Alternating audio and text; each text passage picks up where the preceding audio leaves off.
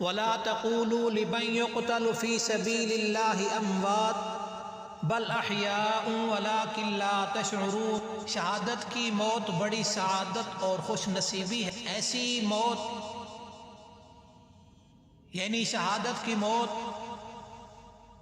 قسمت والوں کو نصیب ہوتی ہے۔ اسلام کی تاریخ میں بڑی عظیم ہستیاں، بڑی نامور ہستیاں شہادت کا جام نوش فرماتی رہی، اور یہ سلسلہ شہادت کا حضرت آدم علیہ السلام کے بیٹے حابیل سے شروع ہوا، اور ہمارے نبی صلی اللہ علیہ وسلم کی بعثت کے بعد سب سے پہلے شہادت کا جام نوش کرنے والی حضرت سمیہ رضی اللہ تعالی عنہا ہیں، اور اسی طرح صحابہ کرام بھی دین اسلام کے لیے شہادت کا جام نوش فرمایا، اور پھر یہ سلسلہ چلتے چلتے صحابہ نے بھی جام شہادت نوش کیا، اور صحابہ کے نام لینے والے، صحابہ سے عقیدت رکھنے والے، صحابہ کے سے محبت رکھنے والے، صحابہ کا دفاع کرنے والے،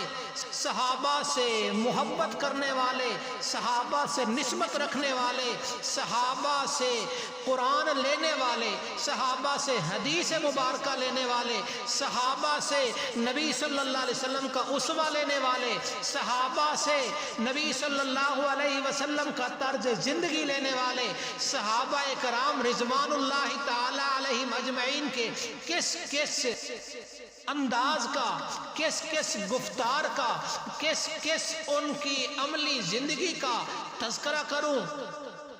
یہ تذکرہ کرنا بہت مشکل ہے۔ مولانا محمد علی جوہر کراچی میں کہا تھا، رشک ایک خلق کو جوہر کی موت پر، رشک ایک خلق کو جوہر کی موت پر، یہ اس کی دین ہے جسے وہ دے۔ علامہ اقبال نے کیا خوب کہا، شہادت ہے مطلوب و مقصود مومن، نہ مال و غنیمت نہ کسور کشائی۔ اور غالب نے بھی کہا، جان دے دی دی ہوئی اسی کی تھی، حق تو یہ ہے کہ حق بھی ادا نہ ہوا۔ علامہ مسعود الرحمن عثمانی شہید رحمت اللہ علیہ شہادت کا جام نوش فرما کر وہ تو اعلیٰ مرتبوں پہ فائز ہو گئے، وہ تو صحابہ کرام کے دیوانوں میں شامل ہو گئے، وہ تو راہ حق میں شہادت کا جام نوش کرنے والوں کی صف میں کھڑے ہو گئے۔ شہید کی جو موت ہے وہ قوم کی حیات ہے، شہید کی موت اصل زندگی ہے۔ شہادت کا درجہ بہت بلند ہے۔ جس طرح دانہ گندم کا زمین میں بویا جاتا ہے، وہ بظاہر تو ختم ہو جاتا ہے، لیکن کچھ دنوں کے بعد وہ ایک دانہ سینکڑوں دانوں کی شکل میں پھر ابھرتا ہے، پھر نمایاں ہوتا ہے، پھر نکلتا ہے۔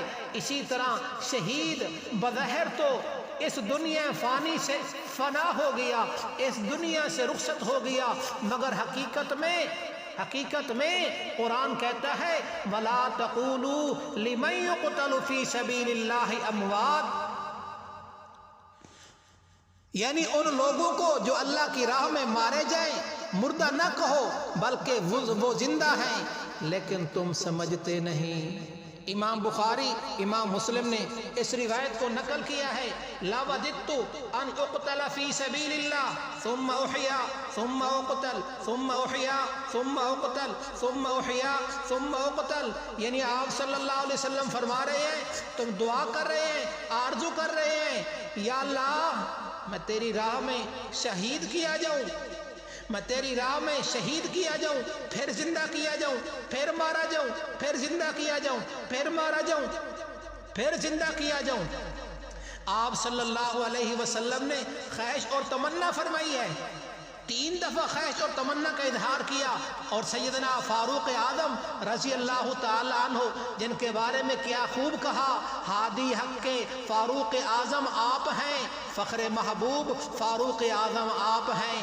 آپ سے روشن ہوئے ہر سمت الفت کے چراغ، آپ سے روشن ہوئے ہر سمت الفت کے چراغ. مشعل راہ فاروق اعظم آپ ہیں. آپ ہیں شمشیر دین، تنویر دین، توقیر دین، دین حق کے رہنما. فاروق اعظم آپ ہیں جس کے بارے میں میرے آقا صلی اللہ علیہ وسلم نے فرمایا، لو کان بعدی نبی لکان عمر. وہ دعا کر رہے ہیں، اللہم ارزقنی شہادت فی سبیلک واجعل موتی فی بلد حبیبک. یا اللہ مجھے شہادت کی موت نصیب فرما اور اپنے محبوب کے شہر مدینہ مبارکہ کی موت نصیب فرما. تو علامہ مسعود الرحمن عثمانی شہید رحمت اللہ علیہ بے شک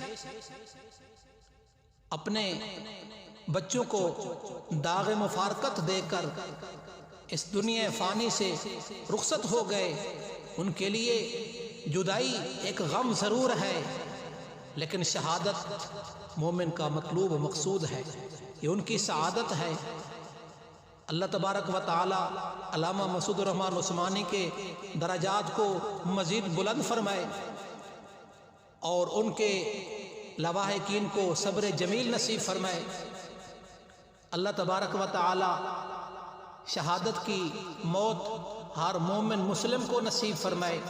اور علامہ مسعود الرحمن عثمانی شہید رحمت اللہ علیہ ساری زندگی صحابہ صحابہ صحابہ صحابہ کے نعرے لگائے، صحابہ کے دفاع میں زندگی گزاری اور صحابہ اکرام سے دلی محبت اور عقیدت رکھنے والے یہ ایک جرنیل تھے، یہ عظیم بہادر لیڈر تھے.